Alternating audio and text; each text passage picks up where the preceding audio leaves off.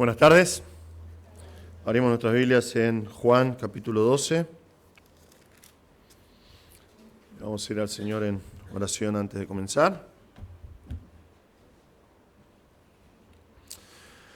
Padre Celestial, te damos gracias por este tiempo. Otra vez, Señor,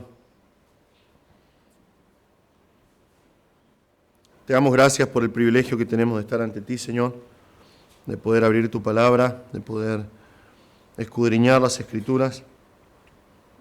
Señor, te rogamos en el nombre de Jesús que por favor hables a nuestros corazones, que tu Espíritu Santo nos guíe, Señor, que podamos, como te pedimos, Señor, cada vez que estudiamos Juan, que nos muestres a Cristo en su gloria, Señor, que podamos contemplar su hermosura, su santidad. Señor, que nuestras vidas sean transformadas por el poder de Cristo, Señor, en nuestras vidas. Te damos gracias por este tiempo y pedimos tu guía en el nombre precioso de Jesús. Amén.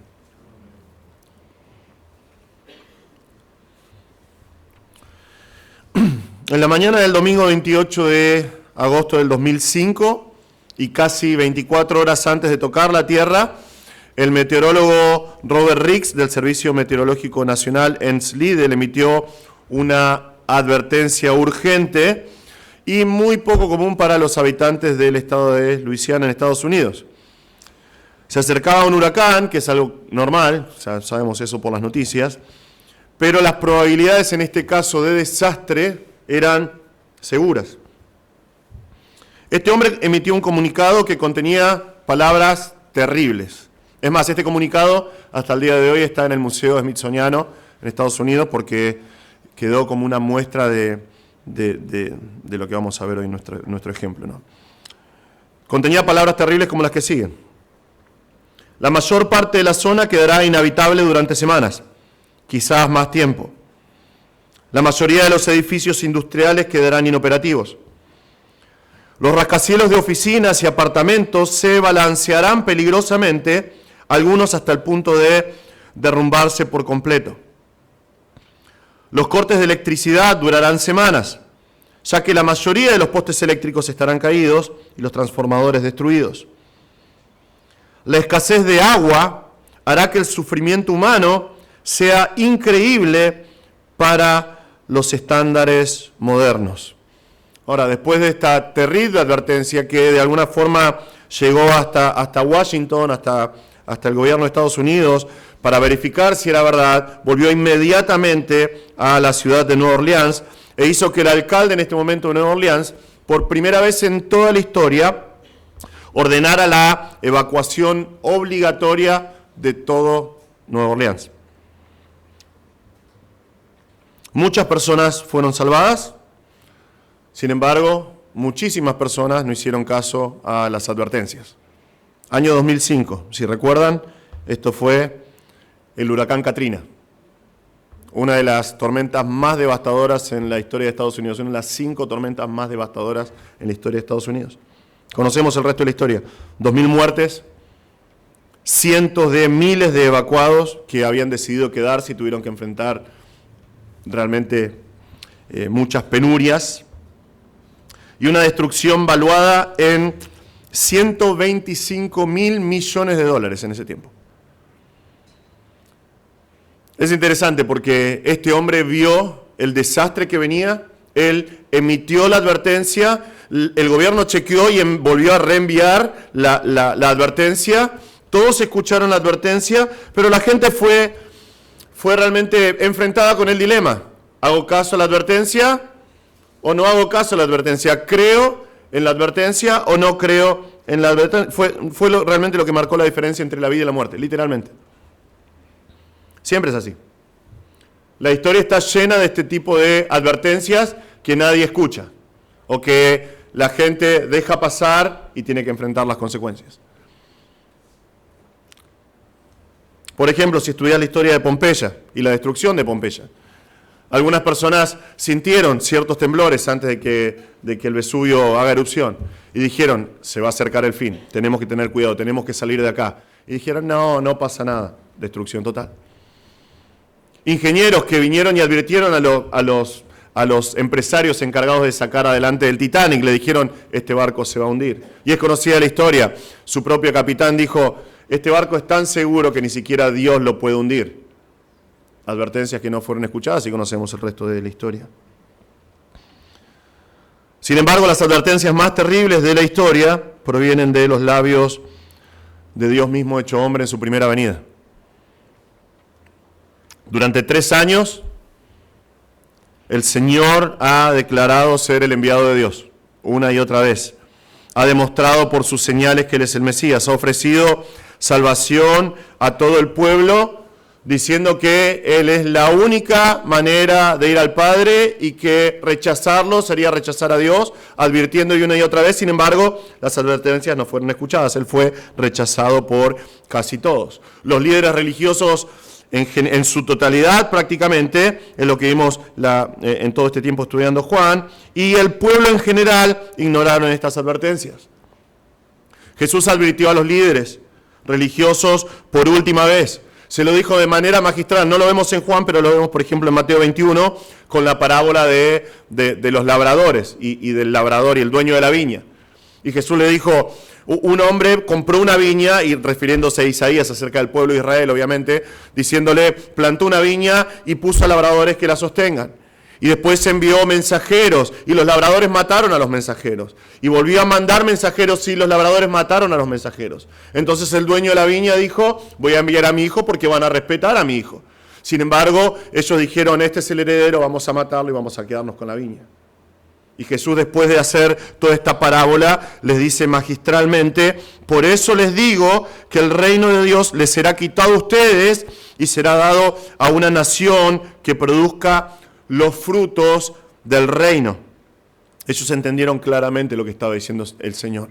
Por última vez estaba advirtiendo y diciéndoles, ustedes van camino a la perdición, ustedes están condenados por haber rechazado a su Mesías. Pero en Juan 12, que fue lo que estudiamos la última vez, Jesús advierte, y advierte por última vez a las multitudes. Estas son las últimas palabras de Jesús en público. Estas son sus últimas advertencias. Jesús entonces, vimos la semana pasada esto, les dijo, todavía por un poco de tiempo la luz estará entre ustedes. Caminen mientras tengan la luz, para que no los sorprendan las tinieblas. El que anda en la oscuridad no sabe a dónde va. Mientras tienen la luz, crean en la luz, para que sean hijos de la luz. La gente está enfrentada con 2 opciones. Y solamente 2. Creer en Cristo o rechazarlo. No hay otra opción. No hay otra opción. El que cree tiene vida eterna. El que no, se pierde para siempre. Para siempre. Ahora, Jesús ya habló esto. Jesús ya se fue de su escena pública. Ya no hay más ofertas de salvación. En pocas horas, muy poquitas horas, el Señor va a ser clavado en una cruz. Es por eso que, antes de comenzar con su próxima sección del Evangelio, Juan, que la próxima sección muchos teólogos llaman el libro de la gloria, porque es justamente cuando Jesús comienza su camino realmente hacia la cruz y es glorificado a través de la cruz. Juan termina su sección con algunas palabras de Jesús. Ahora, Juan ya hizo esto, en capítulo 3 él da como un pequeño epílogo, ahora da este pequeño epílogo y finalmente cuando terminemos de estudiar Juan, Dios sabe cuándo, va a ser el epílogo final de Juan. Lo hace varias veces él. Pero estas declaraciones de Juan acá, de Jesús, tienen la idea de ser un resumen de todo lo que vimos hasta acá. Juan, con este pasaje que vamos a estudiar hoy, hace un resumen de todo el ministerio de Cristo. Todo el ministerio de Cristo tiene el propósito de demostrar quién es Él. Y la respuesta a sus palabras y hechos marca la diferencia de la eternidad de las personas que lo escuchan. Entonces, las personas que llegan al final de Juan a este momento, Juan dice hay solamente 2 opciones, es creer en Jesús o rechazar a Jesús, no hay otra opción. Juan va a mostrarnos desde los labios de Cristo mismo, si tenés una con las letritas en roja, con las palabras de Jesús, va a ser que está todo en rojo, es Jesús hablando. pero Juan va a mostrarnos desde los labios de Cristo mismo las consecuencias de creer o rechazar a Jesús. Las consecuencias de oír o despreciar sus palabras. Vamos a ver lo que dice, vamos a leer Juan 12, versículo 44. Entonces Jesús exclamó, el que cree en mí, no cree en mí, sino en aquel que me ha enviado. Y el que me ve, ve a aquel que me ha enviado. Yo, la luz, he venido al mundo para que todo el que cree en mí no permanezca en tinieblas. Si alguno oye mis palabras y no las guarda, yo no lo juzgo, porque no vine a juzgar al mundo, sino a salvar al mundo. El que me rechaza y no recibe mis palabras, tiene quien lo juzgue. La palabra que he hablado, esa lo juzgará en el día final. Porque yo no he hablado por mi propia cuenta, sino que el Padre mismo que me ha enviado me ha dado mandamientos sobre lo que he de decir y lo que he de hablar. Yo sé que su mandamiento es vida eterna. Por eso, lo que yo hablo, lo hablo tal como el Padre me lo ha dicho. Juan va a mostrarnos hoy en esta última sección 2 proclamaciones solemnes de Jesús antes de su pasión. 2 proclamaciones solemnes de Jesús antes de su pasión. Entonces, la primera proclamación solemne acá, proclamación solemne número 1, las promesas de Jesús a todo aquel que cree. Las promesas de Jesús a todo aquel que cree. Otra vez Juan está poniendo esto a modo de resumen. Ya nos dijo antes que Jesús se apartó y que ya no habló más en público. Entonces está evocando, y la idea acá, por el verbo que usa, es que esto es algo que Jesús exclamaba. ¿Sí? Entonces es algo que decía y proclamaba de manera habitual. No es que lo dijo de manera puntual una sola vez, sino que da la idea de que esto es algo que siempre estaba diciendo.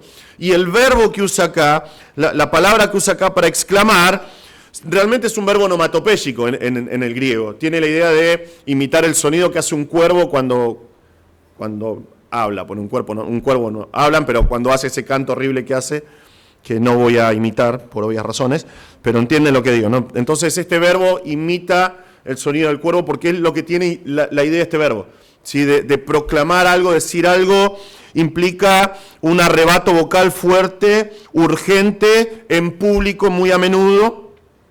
Siempre tiene la idea, transmite intensidad, inmediatez, algo que tiene que ser escuchado. Y este tipo de exclamaciones exige atención de parte de la persona que está hablando y evoca una respuesta. Tenés que tener una respuesta a esta proclamación, a esta exclamación. Entonces, son proclamaciones solemnes de parte de Jesús. Y la primera declaración acá, proclamación solemne, la vemos de versículos 44 a 46. Pueden ver acá el común denominador en estos versículos, 44 a 46. El que cree, todo el que cree en mí. Ahora, vamos a detenernos acá, porque si vos estudias los sinópticos, vos estudias Mateo, Marcos, Lucas, vas a ver que creer, la palabra creer, el verbo creer, está 4 o 5 veces, no está muchas veces. Pero vos cuando estudias Juan, la palabra creer, en alguna de sus formas, el verbo creer, está más de 40 veces. Para Juan es importante creer. Es más, Juan escribe con el propósito de que nosotros creamos. Entonces, es muy importante para el autor inspirado, y él escribe todo este libro para que creamos en Jesús, pero nosotros tenemos que entender qué está diciendo Juan cuando dice creer, cuando está hablando acerca de creer. Creer en Jesús no es simplemente un asentimiento intelectual. No es decir, sí, es verdad lo que dice la Biblia. Va mucho más allá. No es simplemente repetir, yo creo que Jesús es esto o que Jesús es aquello. Aún no significa decir, yo creo que Jesús es el Señor.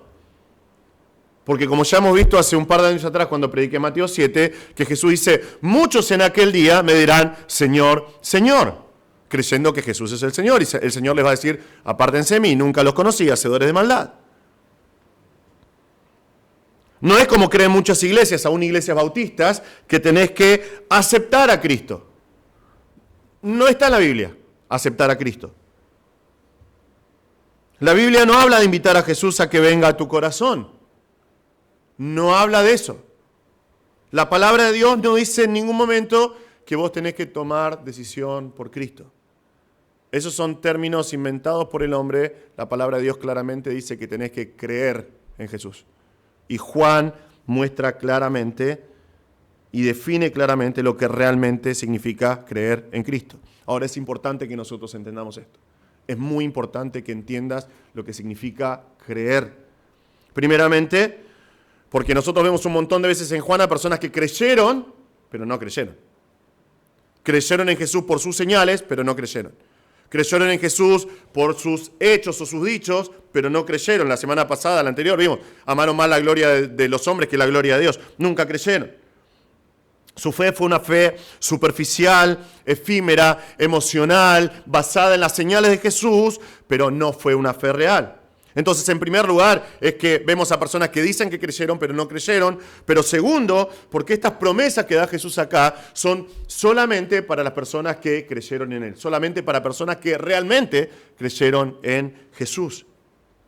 Y el Evangelio de Juan, una y otra vez, nos dice lo que realmente implica creer en Jesús.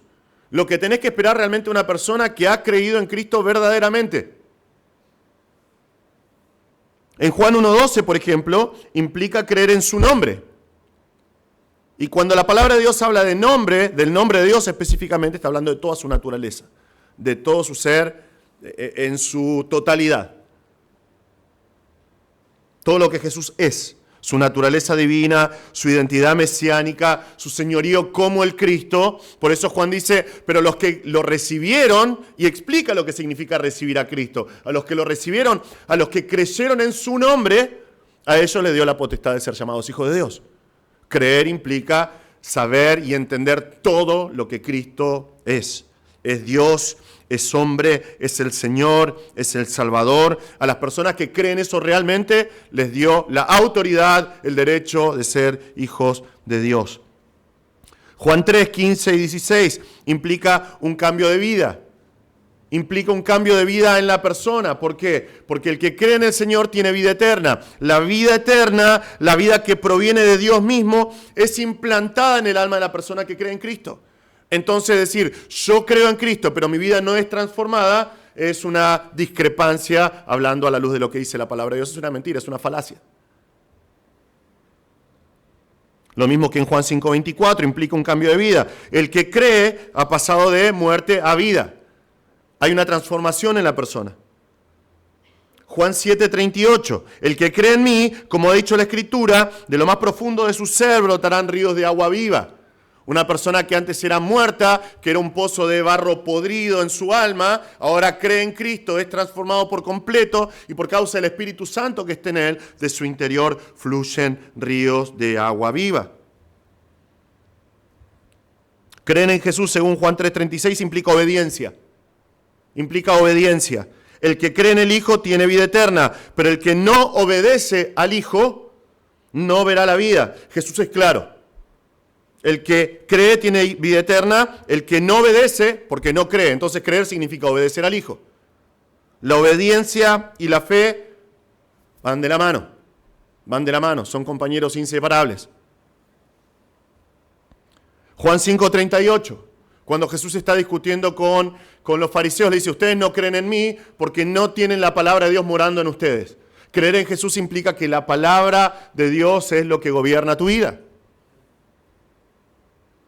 Juan 6:35 implica venir a Cristo y tener una vida satisfecha solamente en Cristo. Jesús dice, yo soy el pan de la vida.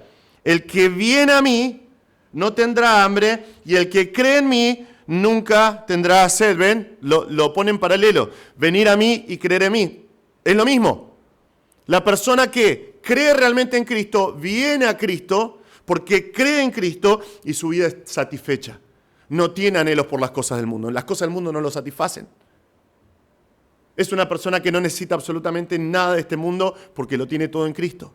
Es una persona que entiende que está completa en Cristo. Implica reflejar o manifestar las obras de Jesús.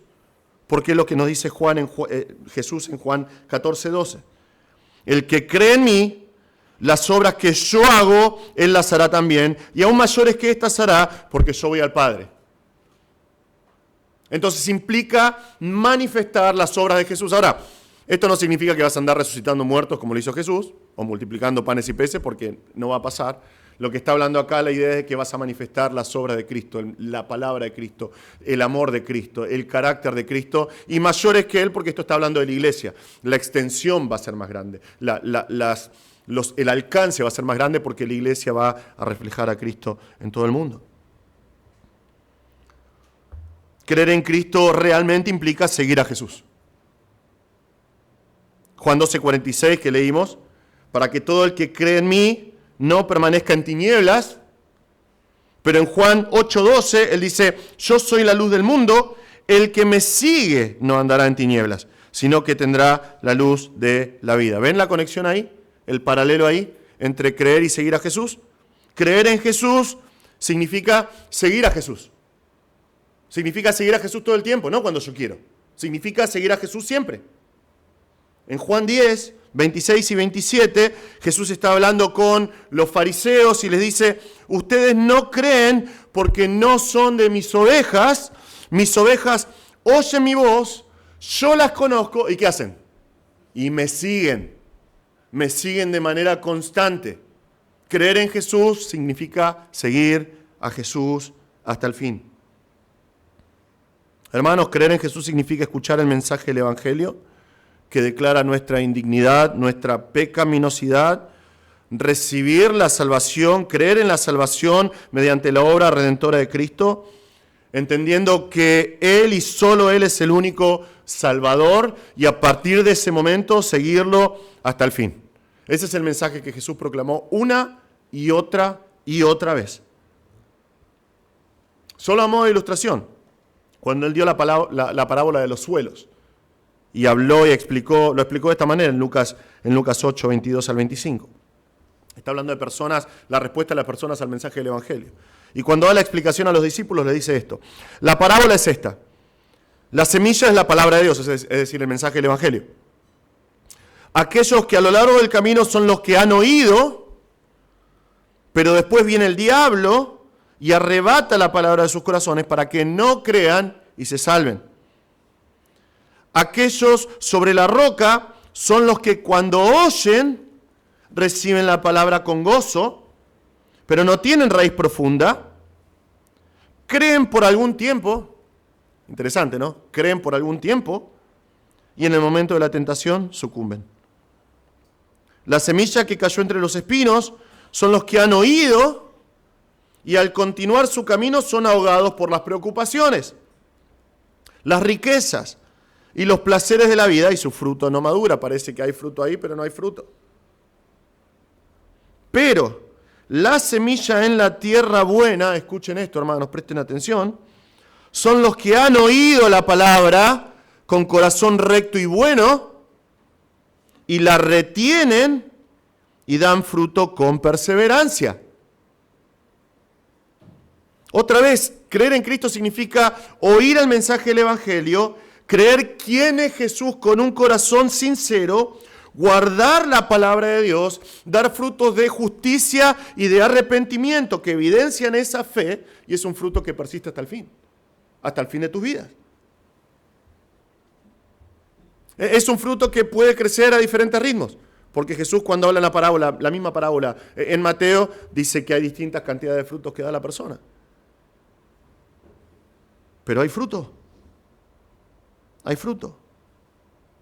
La clave para saber si una persona realmente creyó en Cristo, dos cosas: fruto y perseverancia. Frutos que evidencian su vida, frutos espirituales y perseverancia hasta el fin. Es alguien que desde el momento de creer sigue a Cristo. No hay grises acá. Y otra vez, estas palabras, si ves en tu Biblia, están en rojito. Son palabras de Jesús. No son mi propia opinión. Son palabras de Jesús. No hay grises. Es una persona que reconoce que Jesús es su Salvador y a partir de ese momento lo sigue como su nuevo Señor.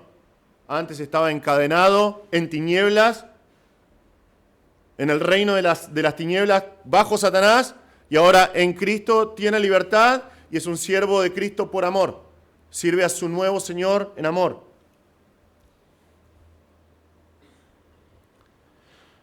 ¿Amén? Bien, 4 amén. Hay 4 que creyeron por lo menos. Bien. Entonces, ahora que definimos lo que realmente significa creer, Vamos a ver estas 3 promesas de Jesús a todo aquel que cree. Son 3 promesas que vemos acá. Primero, una promesa de seguridad, versículo 44. Una promesa de seguridad. Jesús dice, el que cree en mí, no cree en mí, sino en aquel que me ha enviado. Sí, ahora, esto no significa que no creemos en Jesús. Sí creemos en Jesús. Sino que al creer en Jesús, también estamos creyendo en Dios el Padre.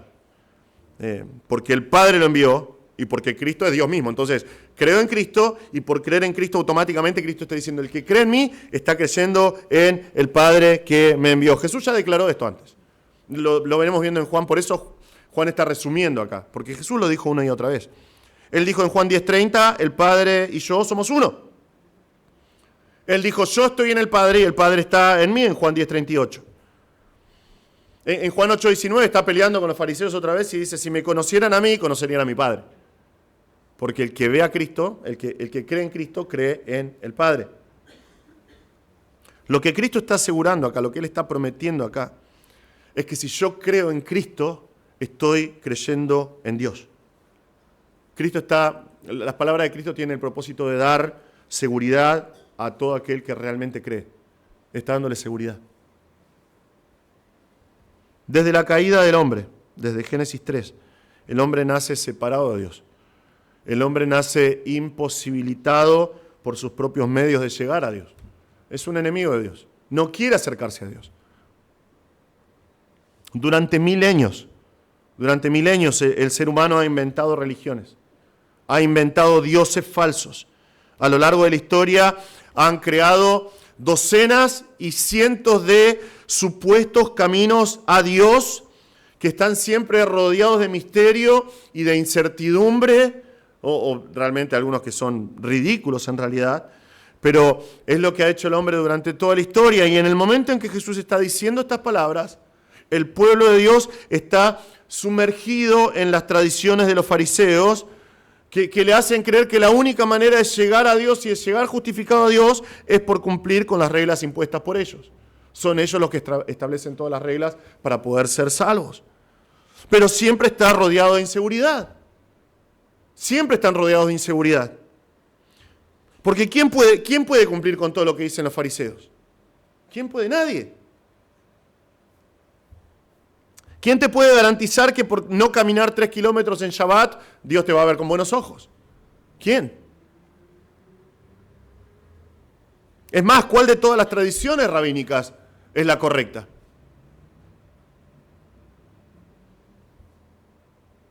Pero Cristo viene y dice, el que cree en mí, no cree en mí, sino en aquel que me envió. Jesús es el mediador entre Dios y los hombres. Él es el camino, la verdad y la vida. Solo por creer en Jesús podemos llegar a Dios, conocer la voluntad de Dios, andar en esa voluntad. Por eso Jesús promete acá y dice, el que cree en mí, cree en el que me ha enviado. Hermano, si estás en Cristo, si realmente creíste en Cristo, Jesús te promete seguridad eterna. Es el único que puede hacerlo. Es el único que puede hacerlo. Y si realmente creíste en Cristo, Él te dice, estás creyendo en Dios. Estás creyendo en Dios. Estás creyendo en el único Dios. Y estás creyendo en el único camino hacia Dios, que es Jesucristo. Si crees en Cristo, tenés que tener la certeza de que perteneces a la familia de Dios. Sin dudas, sin dudas. Otra vez, si realmente creíste en Cristo, tenés que tener la certeza de que perteneces a la familia de Dios, porque es lo que Él promete acá, es una promesa llena de seguridad. Vemos acá una promesa de revelación, versículo 45. Él dice, y el que me ve, ve a aquel que me ha enviado. El que me ve a aquel que me ha enviado.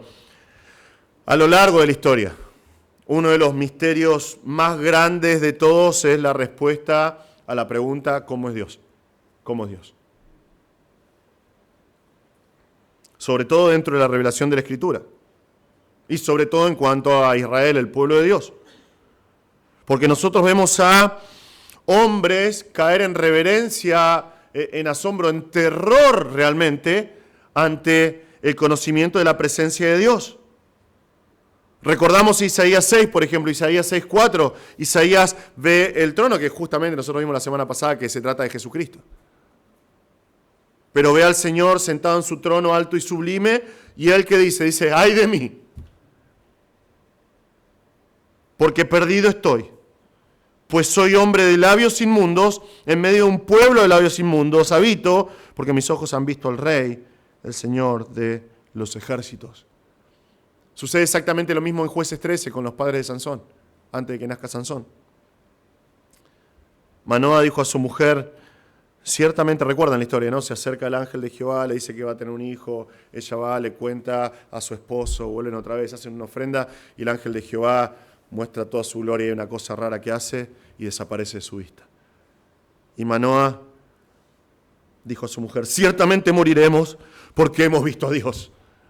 Y es un pasaje que yo prediqué Jueces en Impacto hace mucho tiempo atrás, pero es un pasaje que me encanta porque su mujer, me gusta la acción de su mujer, ¿no? Pero su mujer le contestó, si el Señor hubiera deseado matarnos, no habría aceptado el holocausto ni la ofrenda, ¿no? Como viejo, no seas pavote.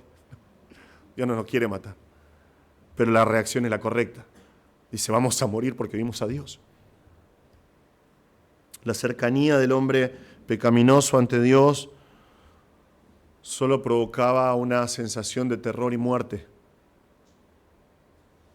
Y con razón, porque Dios mismo es el que dijo esto. En Éxodo 33, Moisés tiene un solo anhelo, dice a Dios como, déjame ver tu gloria o si no me muero, no quiero más, quiero ver tu gloria. Y Dios le dice, no podés, yo voy a pasar por vos, te voy a cubrir, yo voy a declarar mi nombre, voy a hablar acerca de quién soy yo, pero vas a poder ver un poquito de mis espaldas porque no hay hombre que pueda verme y vivir. Entonces es un terror justificado. Pero todo eso cambió cuando llegó Cristo. Todo eso cambió cuando el Señor se encarnó. Es lo que Juan mismo nos cuenta. Juan 1:14 nos dice, el Verbo se hizo carne y habitó entre nosotros y vimos su gloria. Gloria como del unigénito del Padre, lleno de gracia y de verdad. Y 4 versículos después, 1:18, dice, nadie ha visto jamás a Dios, el unigénito Dios que está en el seno del Padre, Él lo ha dado a conocer, Él lo explicó, Él lo mostró. Jesús mismo va a reprochar a un incrédulo Felipe en 14:9 de Juan, cuando lleguemos ahí en un par de meses, diciéndole, ¿tanto tiempo he estado con ustedes y todavía no me conoces, Felipe? El que me ha visto a mí, ha visto al Padre. ¿Cómo dices tú, muéstranos al Padre? Hermanos, esta es una de las verdades más impresionantes, una de las promesas más esperanzadoras de todo el Nuevo Testamento. El que ve a Jesús, ve al Padre. El que ve a Jesús está viendo a Dios cara a cara. El escritor de Hebreos lo declara de esta manera en Hebreos 1. Dios, habiendo hablado hace mucho tiempo, en muchas ocasiones y de muchas maneras a los padres por los profetas, en estos últimos días nos ha hablado por su Hijo, a quien constituyó heredero de todas las cosas, por medio de quien hizo también el universo. Y él dice, Él, Jesús, es el resplandor de su gloria y la expresión exacta de su naturaleza. Aquel que ve a Cristo, ve a Dios mismo. Él es la imagen del Dios invisible, dice Pablo en Colosenses 1:15. Toda la plenitud de la deidad reside corporalmente en Él, dice Pablo en Colosenses 2:9. Hermanos, Jesús da acá una promesa de revelación divina a todo el que cree en Él.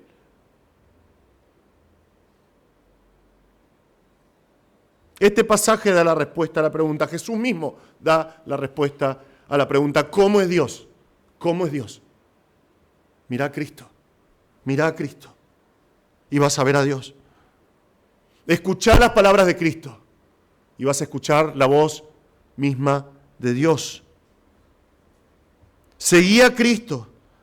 Y vas a estar siguiendo la senda antigua de Dios. Es por eso que Pablo dice en 2 Corintios 4:6, pues Dios que dijo, de las tinieblas resplandecerá la luz, es el que ha resplandecido en nuestros corazones para iluminación del conocimiento de la gloria de Dios en el rostro de Cristo. Es al contemplar la persona de Cristo que nosotros podemos ver a Dios cara a cara. Cristiano, es la promesa que Jesús da acá. Al ver a Cristo, estamos de pie, frente a frente, cara a cara, delante de la majestuosa gloria de Dios. ¡Qué promesa! ¡Qué promesa, hermanos! ¡Qué promesa! ¡Qué privilegio que tenemos! ¡Qué privilegio que tenemos! Entonces es una promesa de seguridad, una promesa de revelación y tenemos una promesa de libertad. Versículo 46. Él dice, la luz, he venido al mundo para que todo el que cree en mí no permanezca en tinieblas. Vean la promesa de libertad permanente que está dando Jesús acá. Por naturaleza, nosotros nacemos en tinieblas. El ser humano nace en tinieblas. El hombre es tinieblas. Es lo que dice el Nuevo Testamento. Nosotros éramos tinieblas. Somos oscuridad. Por nacimiento somos oscuridad. El corazón del hombre nace entenebrecido. Su entendimiento nace entenebrecido. Pero la luz vino al mundo. La luz vino al mundo. Jesús vino con el propósito de arrebatar de las tinieblas a un pueblo para que lo adore. Un pueblo para hacerlo suyo. Es la razón por la que Él vino. Él no solamente vino para derrotar las tinieblas y exponerlas y vencerlas, sino que Él vino para arrebatar de las tinieblas a un pueblo que lo siga, que lo ame, que lo sirva. Es lo que nos dice la palabra de Dios, que Él llamó de las tinieblas a su luz admirable. Pablo dice que Él nos sacó del dominio de las tinieblas y nos llevó al reino de su amado Hijo. Es la promesa que Cristo da acá, es una promesa de libertad. Todo aquel que cree en Él realmente, ¿ven la promesa? No permanece en tinieblas. No permanece en tinieblas. El cristiano puede pecar. El cristiano va a pecar. Puede tropezar en las tinieblas, pero no permanece. Su vida no puede ser una constante tiniebla. El cristiano cae, se arrepiente, se levanta y se aparta de las tinieblas. Porque es la promesa que da acá Jesús a todo el que cree. Todo el que cree realmente. El que realmente ha creído en Jesús no puede permanecer en tinieblas. ¿Por qué? Porque ya no es más tinieblas. Es luz en Cristo. No puede permanecer en tinieblas. Si permanece en tinieblas, es tiniebla. No creyó nunca. Y Cristo está dando una promesa de libertad acá. Una promesa de libertad. Hermanos, ¿con qué bendición que termina Juan esta sección? ¿Con qué bendición? Si estás en Cristo, realmente perteneces al grupo de personas más bendecidas de toda la historia. Únicos en toda la historia. No por nosotros mismos, sino por estar en Cristo, por Cristo. Si has creído en Cristo, has creído en el único mensaje dado por Dios. El único camino seguro dado por Dios. El único nombre dado a los hombres en el cual nosotros podemos ser salvos, que es el nombre de Jesús. Es lo que Cristo promete acá. Si estás en Cristo, podés a través de la Escritura y la oración y la comunión permanente con el Señor, tener la posibilidad de ver a Dios cara a cara en tu vida. Porque es lo que promete el Señor acá. Tener la certeza de que sin importar la situación en tu vida y esos momentos de debilidad en tu vida, las tinieblas nunca, jamás van a atraparte y nunca van a dominar tu vida, porque el que realmente cree no permanece en tinieblas.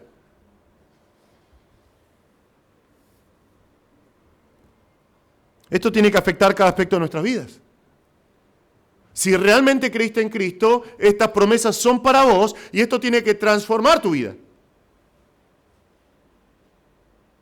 Tiene que afectar tu paz. No podemos ser movidos por cualquier cosa que suceda en tu vida. ¿Por qué? Porque tenés seguridad de que estás en el único camino. Porque tenés la promesa de que las tinieblas nunca se van a apoderar de tu vida. Porque tenés la promesa de que podés ver a Dios cara a cara en la faz de Jesucristo. Entonces tenés paz. Una paz que sobrepasa todo entendimiento, dice la palabra de Dios. Esto tiene que afectar tu gozo. Realmente recién cuando hay veces que dirige la música, Jorge siempre dice eso, ¿no? No, están cantando bajo, no hay mucha... El cristiano tendría que ser la persona más gozosa de todas. No significa que va a andar con una sonrisa de oreja a oreja todo el tiempo, pero tendríamos que estar gozosos todo el tiempo y manifestar ese gozo constantemente.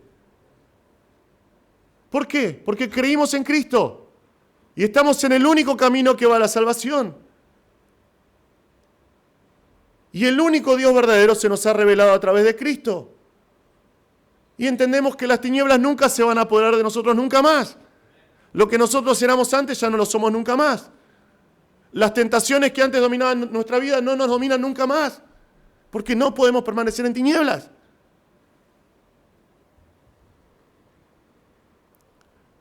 Esto tiene que afectar nuestro servicio. Si estás en el único camino y fuiste liberado para siempre y sabés que podés ver al único Dios verdadero, ¿cómo no vas a servirlo? ¿Para qué estás en el mundo entonces?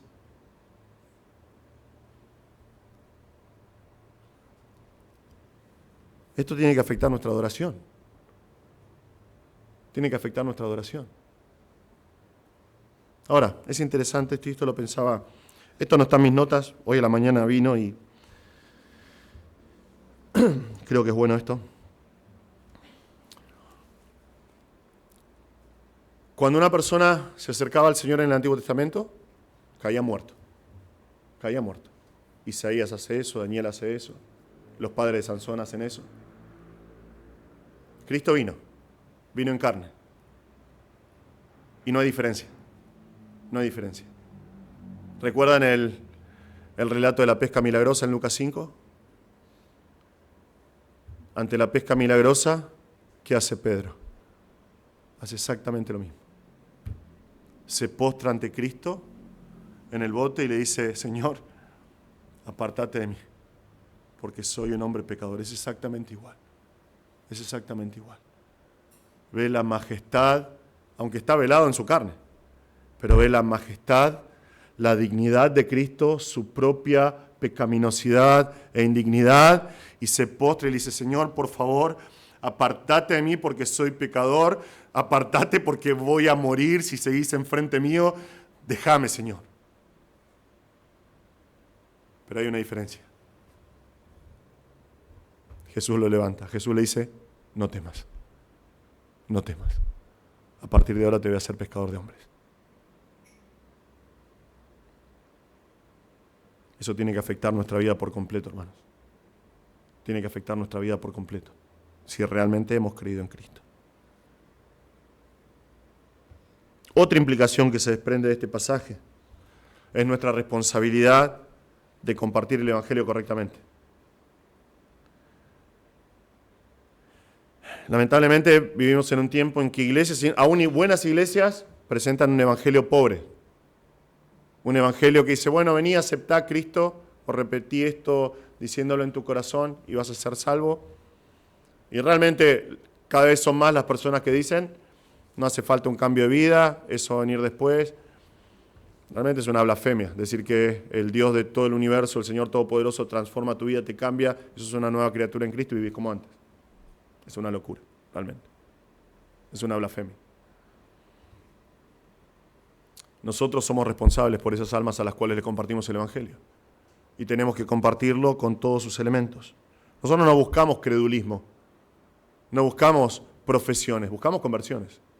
Y para que haya conversiones tenemos que predicar el Evangelio tal como lo vemos acá. Implica un abandono del pecado para seguir a Cristo. Implica reconocer tu propia indignidad delante del Señor y el inmenso sacrificio que hizo Cristo, seguirlo y seguir todo lo que Él quiera, su voluntad, porque es tu nuevo amo, tu nuevo Señor. El crecimiento va a ser paulatino muchas veces, va a ser pausado muchas veces, pero la persona que realmente cree en Cristo da frutos de arrepentimiento, de justicia, sigue a Jesús, tiene un nuevo corazón. Entonces, es nuestra responsabilidad, porque cuando compartimos el Evangelio tenemos que hacerlo de una manera bíblica y adecuada, porque las almas de esas personas van a estar sobre nosotros, la sangre de ellos van a estar sobre nuestras cabezas. tenemos que compartir el Evangelio de una manera correcta. Esa es una de las proclamaciones, falta una, que es la otra cara de la moneda. Vimos la primera proclamación solemne, la promesa de Jesús a todo aquel que cree. La segunda proclamación solemne acá, proclamación solemne número 2, la condenación a todo aquel que lo rechaza. La condenación a todo aquel que lo rechaza. Ahora, Jesús está hablando de juicio acá, ¿sí? Clarísimo. Pero está hablando de juicio, no el acto de juzgar, ¿sí? Está hablando de juicio, un juicio con veredicto dictado. Por el contexto, este es un juicio que representa un castigo seguro, una sentencia establecida. Esto realmente es una condena, una condenación de parte de Cristo a todo aquel que está escuchando y no cree. Es una condenación basada en un rechazo a las palabras de Cristo, versículo 47. ¿Ven la actitud de estas personas? Acá él dice, si alguno oye mis palabras y no las guarda. No es no oír, sino oír y no guardar. No las observa, no las obedece. ¿Qué palabras? Bueno, acá él dice palabras, tiene la idea de todo lo que Jesús dijo, todo lo que dijo sobre él mismo, sobre el camino de la salvación, lo que venimos estudiando en Juan, sus enseñanzas, sus dichos. Jesús dijo, yo soy, una y otra vez, y ellos dijeron, no sos. Jesús les promete vida, diciendo que Él es el Mesías, y ellos dicen, pero nosotros hemos escuchado esto. Ellos no guardaron las palabras de Jesús, y por eso la condenación. Ahora, vemos acá en el pasaje que es una condenación que va a tardar. Va a tardar. Un tiempito. Jesús dice, si alguno oye mis palabras y no las guarda, yo no lo juzgo. No es en ese momento, va a tardar, porque no vine a juzgar al mundo, sino a salvar al mundo. La primera venida de Cristo vino con el propósito de salvar, de abrir el camino a la salvación a través de su sangre. Ofreció personalmente vida eterna a todo aquel que cree, pero el que no escucha va a ser juzgado. No por Jesús, pero va a ser juzgado, por seguro, porque esta es una condenación que tiene un juez firme. Versículo 48. El que me rechaza y no recibe mis palabras, tiene quien lo juzgue. La palabra que ha hablado, esa lo juzgará en el día final. ¿Ven otra vez la actitud de la cual habla Jesús acá? Rechazar y no recibir sus palabras. Este rechazo puede traducirse como una acción consciente de dejar algo de lado. Estas personas que rechazan a Jesús el día de mañana, cuando estén ante su condenación segura, no van a poder decir, no sabía, porque escucharon, pero rechazaron. Significa dejar algo de lado de manera consciente, despreciarlo por darle poco valor, tratarlo como si no tuviese ningún tipo de fuerza vinculante, digamos. Pero vean al juez. El juez es la palabra de Cristo, es la palabra de Dios, que permanece para siempre. La palabra de Dios que es eterna. Entonces se trata de un juez firme, inamovible, que nunca va a pasar, siempre va a estar firme. Y por lo tanto se trata de una condenación segura. Va a llegar.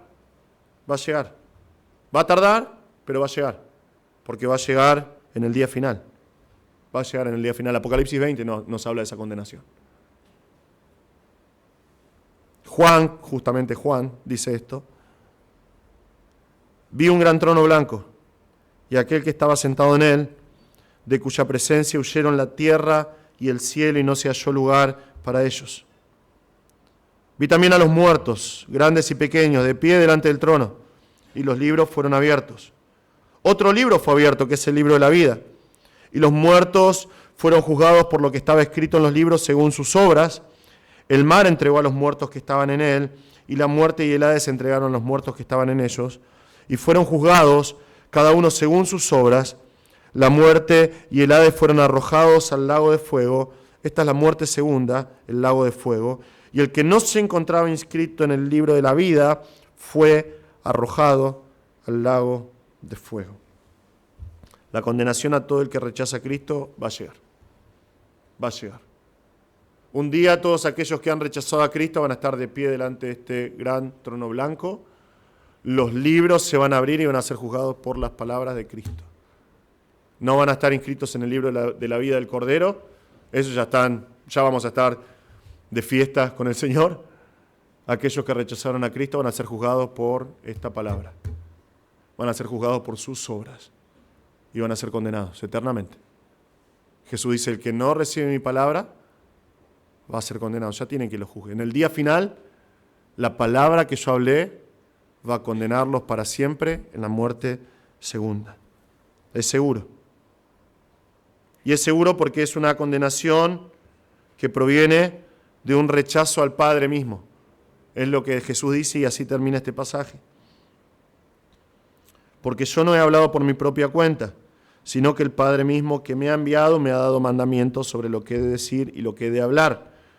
Y sé que su mandamiento es vida eterna, por eso lo que yo hablo, lo hablo tal como el Padre me lo ha dicho. De la misma forma que creer en Jesús es creer en aquel que lo envió, el que rechaza al Hijo, rechaza al Padre que lo envió y por eso es condenado para siempre. Jesús una y otra vez dice, yo no estoy hablando de mi propia cuenta.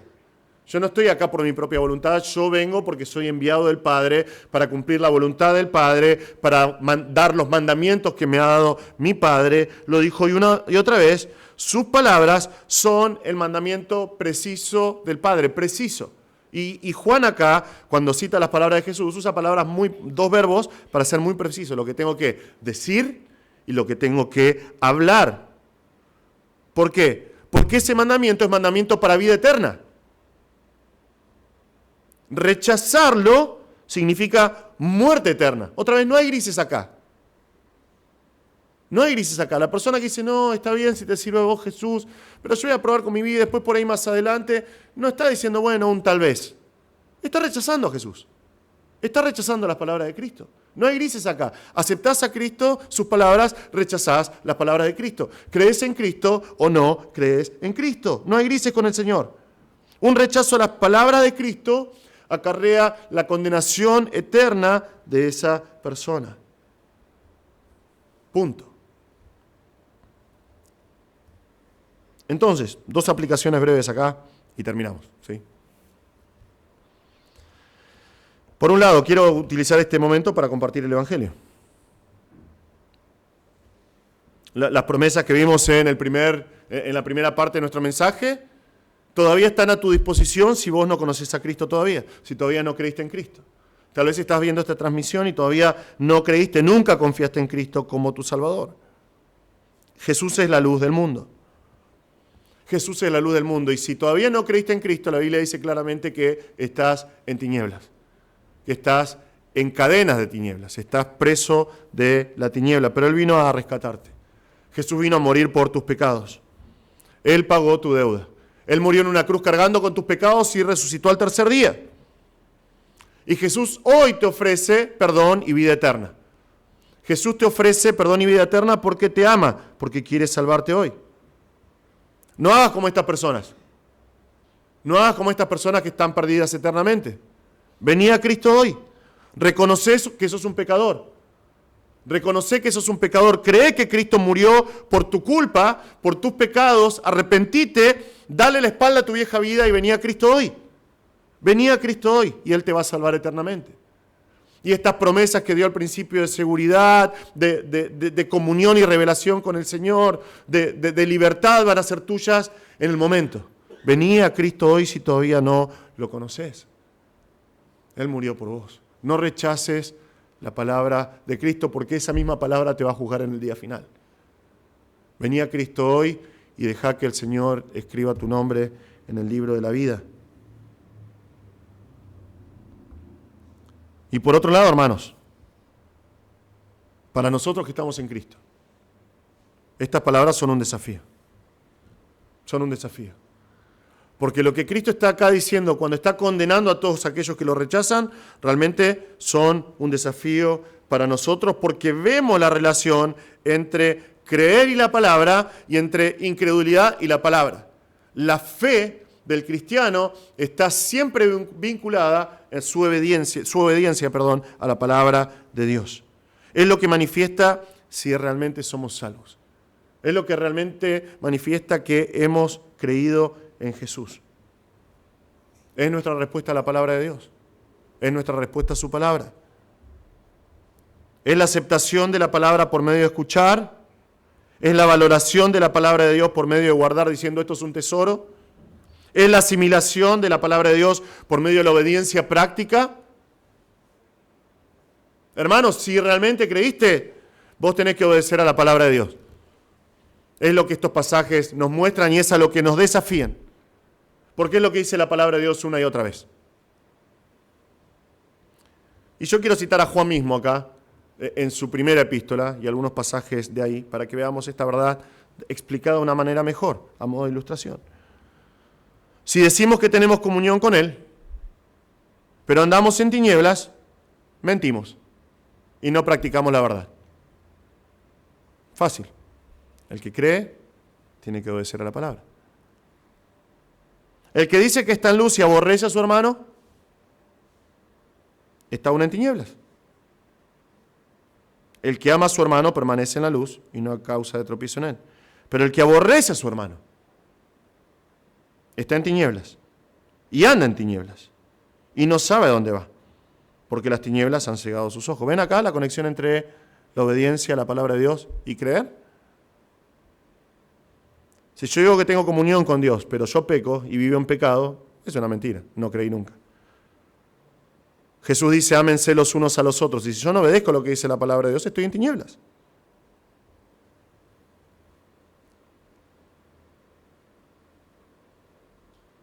No amen al mundo ni las cosas que están en el mundo. Si alguien ama al mundo, el amor del Padre no está en él. Yo puedo decir 20.000 veces y decirle a todos y usar remeras que digan cristiano y puedo poner en mi perfil de WhatsApp que soy creyente, poner Juan 3:16, lo que sea. Pero si yo amo las cosas que están en el mundo, no soy un creyente. Porque Juan dice acá, si amás al mundo, el amor del Padre no está en vos. Y la palabra de Dios es clara en decir que aquellos que creímos, el amor del Padre fue derramado en nuestros corazones por medio del Espíritu Santo que nos fue dado. Romanos 5:5. Entonces, si yo no obedezco al mandato de no amar este mundo, estoy en tinieblas. Ninguno que es nacido de Dios practica el pecado, porque la simiente de Dios permanece en él. No puede pecar, porque es nacido de Dios. Si la palabra de Dios te dice claramente, esto es pecado, y vos escuchás que esto es pecado, y lo haces igual, bueno, Juan es bastante claro acá, ¿no? Ninguno que es nacido de Dios practica el pecado. Si es una constante en tu vida, pecar y pecar y pecar de la misma manera, yo vería alertas rojas por todos lados. Si la vida de una persona no presenta un cambio, si su vida no está en sintonía con lo que dice la clara enseñanza de la palabra de Dios, con los mandatos de Dios, su fe es dudosa. Su fe es dudosa. Su declaración de fe está totalmente en duda. Escuchen lo que dijo el famoso predicador inglés Charles Spurgeon al respecto. Dijo esto: otra prueba de la conquista de un alma para Cristo se encuentra en un auténtico cambio de vida. Si el hombre no vive de forma diferente de la anterior, tanto en su casa como fuera, necesita arrepentirse de su arrepentimiento. Y su conversión es ficticia. No solo la acción y el lenguaje, sino también el espíritu y el temperamento deben cambiar. Vivir bajo el poder de cualquier pecado a sabiendas es una señal de que somos esclavos del pecado, porque sois esclavos de aquel a quien obedecéis. Es inútil la jactancia de un hombre que abriga en sí mismo el amor a cualquier transgresión. Puede sentir lo que quiera y creer lo que quiera, pero aún estará en la hiel de la amargura y en los lazos de la iniquidad, mientras haya un solo pecado que gobierne su corazón y su vida. La verdadera regeneración implanta el odio a todo mal, y cuando hay un deleite en un pecado, la evidencia para una sana esperanza es fatal. Ha de haber armonía entre la vida y la profesión de fe. Un cristiano profesa renunciar al pecado, y si no lo hace, su mismo nombre es un engaño. Es el desafío de este pasaje. Es el desafío de este pasaje para nosotros. La obediencia a la palabra de Dios es la prueba contundente de que un alma realmente ha creído en el Hijo de Dios, en Jesucristo. Nuestra obediencia es el reflejo eficaz de nuestra fe. Es lo que demuestra si realmente hemos creído en Cristo. Si realmente he creído en Cristo, escucho y obedezco. Punto.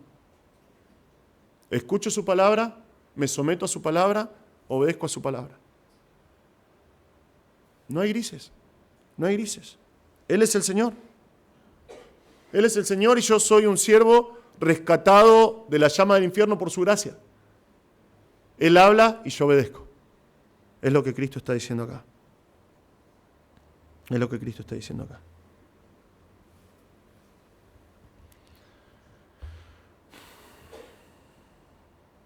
Es interesante porque después de esta ilustración quedé medio manija, entonces estaba leyendo cosas del huracán Katrina y todas esas cosas. Y llegué a una nota en un portal de noticias de Estados Unidos, NBC News, que decía esto, decía, a pesar de las órdenes de evacuación obligatorias, mientras el huracán Katrina azotaba Nueva Orleans, miles de residentes, curtidos en huracanes, decidieron quedarse en sus casas para intentar soportar lo que los expertos advirtieron que sería una tormenta potencialmente devastadora. Y uno de los funcionarios, siendo entrevistado, pensando en esto, ¿no?, en la polémica de estas personas que decían no me voy a ir, aunque la destrucción era evidente, él dijo lo siguiente, dijo, yo preveo, que es medio difícil de traducir, pero creo que se va a entender, yo preveo que algunos de los más duros van a morir duramente. Los que eran más duros en irse iban a morir de la peor manera. Y fue así. Y fue así.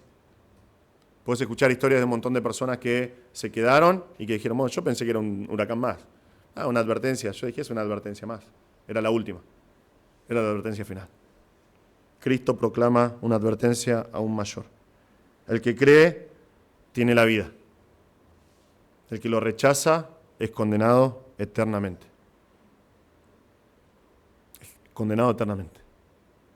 Hermanos, bendito todo aquel que puso su fe realmente a los pies de Cristo en obediencia. Vamos a orar. Señor, te damos gracias por este tiempo y gracias por tu palabra. Señor, que este epílogo de Juan y este recordatorio de las promesas de Jesús a todo aquel que cree sean un consuelo en nuestro corazón y nos preparen para participar de la cena del Señor, que podamos hacerlo con dignidad, con gozo, con adoración y reverencia, como fue la voluntad del Señor cuando lo estableció en su última noche. Señor, bendice esta canción que vamos a cantar y el resto de la reunión en el nombre de Jesús. Amén.